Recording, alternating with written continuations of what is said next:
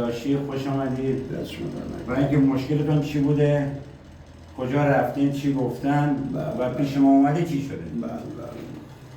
من مشکل من تنگی کانال انتخاب بود. بله. که برای شما امارای هم آوردن، بله. خودم دیدیم.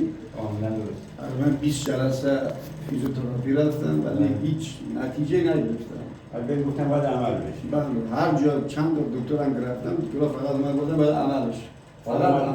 پیش ما بعد آمدم پیش همینجا نشسته بودم، بعد آقا کیان من معرفی کرد به شما، بودم آقا این خودیه. قربانتون.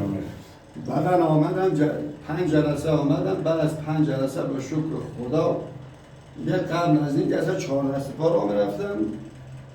قربان خدا رو شکر. ولی الان دیگه اصلا راحت، حتی دستامو نمیتونستم بالا بگیرم. خدا رو شکر. ولی الان دیگه راحت. الحمدلله. خدا رو شکر. پس 5 جلسه 5 جلسه پنجم دیگه شما به ما گفتین که فردا صبح احتمال اگه رگده آزاد بشه. دقیقاً همون موقع ساعت 9 خدا رو شکر. دیگه ما سیاهی نداری. این یک توپی منفصل. خدا رو شکر. دست شما در نکنه. قربان شما خدا خیرتون بده که انشالله زنده باشی. موفق باشید در کار و زندگی. سلامتی. متشکرم. قربان شما. عزیز. قربان شما. سلامت باشید.